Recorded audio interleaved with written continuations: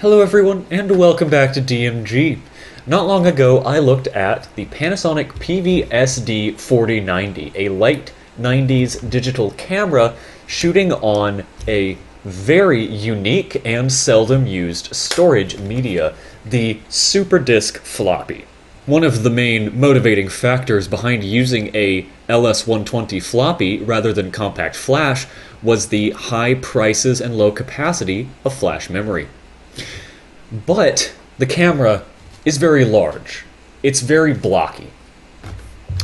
However, Panasonic also released, at the same time, a much smaller camera with a different way of navigating the same problem. This is the Panasonic PV-DC2090, a smaller, more compact, more normal-sized digital camera with also a very strange method of storing images that you don't really see anymore, or you don't see it on any other digital cameras of the era. I'm shooting on a bit of a different setup today because I do not have the AV output cable for this camera, so I can't record its user interface straight from the video output, so the best way to show it to you is just through this camera here. And well, show it to you I will. As always, let's just start with a physical overview. Similar to the PV-SD4090, it has a blocky, angular design with a black and silver case. Its body is about the size of other digital cameras at the time, even a little bit smaller. It features a 1.3 megapixel CCD and a lens with 3 times optical zoom, autofocus capability provided by infrared sensing LEDs. It has a nice rubberized grip on the front and corresponding textured plastic on the back to help when holding it with the right hand. And most of its controls are done through a directional pad. Mode switching is done through a dial on the top. So it's very similar to the SD4090, just in a different form factor. In terms of ports, video out and serial are both over TRS jacks. Because you only need 3 connections for serial: transmit, receive, and ground. And same for video out. And then down here is the DC input for using it without batteries, of which it takes 4 AA's rather than the lithium battery of the 4090. Now on the bottom is also where things get very interesting. Card eject, but there are 2 separate switches. That is because the main selling point of the 2090 is its ability to take 2 compact flash cards at once. So Panasonic's solution to a single compact flash card not being able to hold that many photos affordably was to add a whole second slot. So the 2 cards, this is actually the original compact flash card, by the way, this 8 megabyte. So the 2 cards both slide in back to back. And of course, then you can pop them both out separately. And I'll show you how you use the 2 cards. We'll flip it over to manual recording. It has the same funky lens as the 4090, where you can just bounce it around. And it also has the same lag-free preview as the 4090. It's almost real time how quickly this processes. But we can go into our menu here and you select which card slot you're shooting on. So number 1 or number 2. And if the card is full, it automatically switches to the other card upon boot or when you switch modes. However, it doesn't do relay, which I will talk about later. There are also some nice features here that would have been better on their own individual buttons, like turning the self timer and flash on and off. And the recording mode, like recording mode and flash, were both separate buttons, their own buttons on the 4090. So it does burst, it does video, zoom, normal, fine, and super fine. So the zoom mode is 640 by 480. It's the same as normal mode, but it does digital zoom. It crops the image down. So it would have been nice to be able to adjust these without going into the main menu. There you can change the iris. That's literally, it adjusts the iris, but what that does is change your exposure. Now this is interesting. So you can, it's always autofocusing. However, you can set the autofocus range to be either close, medium, or far. White balance, you have two options, center or like spot, light metering, black and white, and time lapse. This does do time lapse like I have talked about on the 4090, and I will be talking about that later as well. It does have a couple other settings like brightness and setting the clock, but those aren't, those aren't interesting. So even in the manual mode, you can't change like your ISO, for example. You can turn the display off to save some power. And you can also put it in standby mode, which is just sleep, basically. So it's basically the same as turning the camera off, except it doesn't put the lens back in. And it starts up a little quicker the next time, because it doesn't have to extend the lens again. Now, what do I mean by it not doing relay recording? Well, relay recording is something that, for example, my Sony NEX VG20 does, and most pro cameras actually do this. That means that when one storage media gets full, it immediately seamlessly switches to the second. Now, that's a lot easier to do on a photo camera, where a video stream doesn't have to be interrupted to switch to another medium. Unfortunately, Panasonic didn't even make that capable with this model. You actually have to go into the menu and switch to the other card when it's full. And at that point, it's easier to pull another card out of your pocket, take the existing one out, and slip it in, since there's not even a door over the CompactFlash card, so it's super easy to swap them in and out. So the two-card setup is actually really pointless. A way it would have been great is if, during a time lapse, it would have automatically switched over to the next card, so you could get double the time lapse frames. But it doesn't do that either. When you start a time lapse, it starts on that card and that card only, and when that card is full, the time lapse stops. Although, I do like the way this does time-lapse a little bit more than the Digita OS cameras, because when you begin the time-lapse, you don't define how many frames it shoots for. It just shoots until the card is full, whereas on a Digita OS camera, you have to define how many frames you want it to shoot for, which is irritating and a little needless if you just want to shoot as many as possible. Its final mode is play, which I think we all know what that does. So we'll put our cards back in. So once again, you have to select which card slot you want to load images from, so it doesn't load from both. And you can also mark them for printing, which doesn't do anything on the camera, but when you transfer it to the computer from the Panasonic software, it automatically can send these images to the printer. Now that sets your serial settings, and then others, that's also just LCD brightness and stuff. Slideshow, of course, does what you expect. Plays your photos on a slideshow. You can also copy them to the other card slot, or you can format the cards from here. So there are some handy settings under the play menu. Now earlier I did mention video recording, and unfortunately it's not like the 4090 where it just records an MOV video. Unfortunately, it just dumps raw data to the CompactFlash card that then your computer has to assemble together into a video.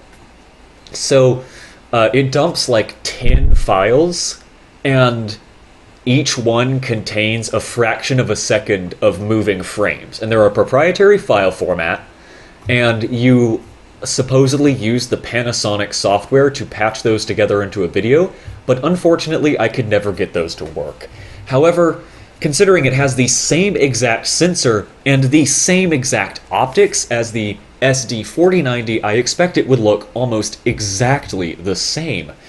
And in fact, the photos look almost exactly the same, as you're about to see. So this camera is almost no different than the SD4090, other than in its storage media.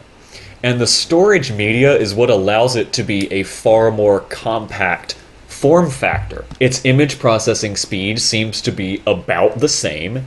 Its compression and quality levels seem to be about the same. And the photos it produces are nearly identical. But let's go ahead and go look at those. And here we go, 2090 photos. So as you are seeing here, I've shot a whole lot of time lapses on this camera because it's super easy to just whip out and do a time lapse with. Let's look at some of these still photos first though. So this is a trend you're going to see across all of the photos from the 2090, and it's also one you saw a bit on the 4090. They're super washed out. The color portrayal is just so flat. I mean, it's flatter than I am, good golly. But these are 1280 by 960, 1.3 megapixels. That is the native resolution of the sensor. But as you'll be seeing, the resolution isn't the shortcoming. I had a very similar complaint with the 4090, as I've said, in that images just look uninteresting. They're just very bland looking, very dull. Colors are just not there.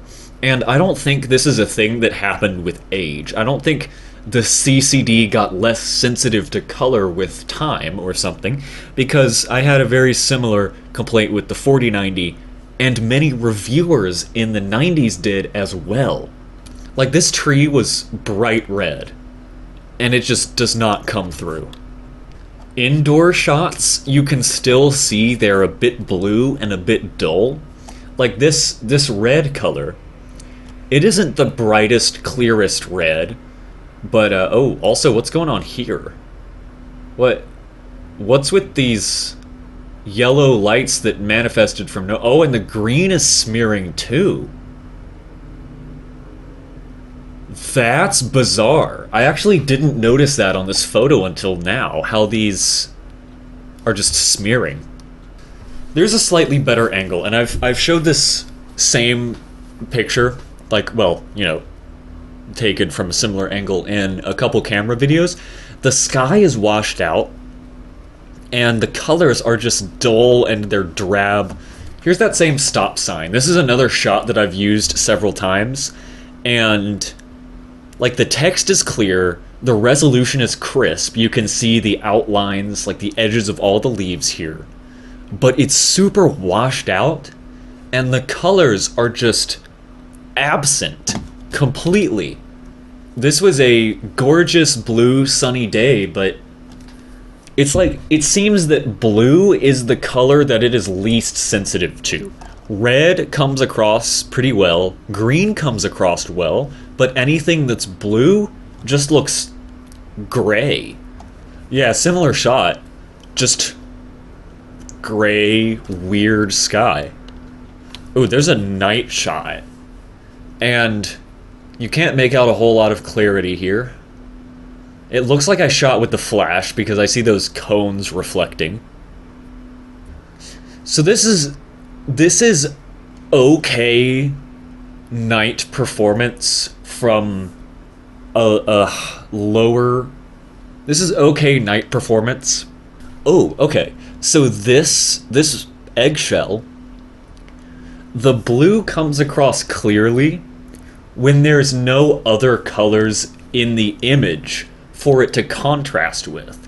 And this is actually a really good picture. I'd say this is the one good picture I've shot with this camera. Again, for 1.3 megapixels, it looks decent. Edges and outlines are pretty clear. They're clear enough. And the contrast between blue and white is decent. It doesn't have that weird gray tint, but it still doesn't look quite as colorful. I don't have the slightest clue how this happened. this section should be over here, and this should be here. It's like a put the image together puzzle. But why is the top a whole different white balance from the bottom? And I have a ton of time lapses as well, and I'm going to download all that footage, compile them, and then put those in the video right after this. But I noticed that a time-lapse wasn't shooting enough frames. Like, I would set it up for an hour, and I'd come back and the camera had shot like 52 frames or something, and that really confused me. So then I set up a time-lapse of some clocks to see if the second hand would be in the same place while the hour and minute hands rotated, because that would indicate that it was dead on every 60 seconds.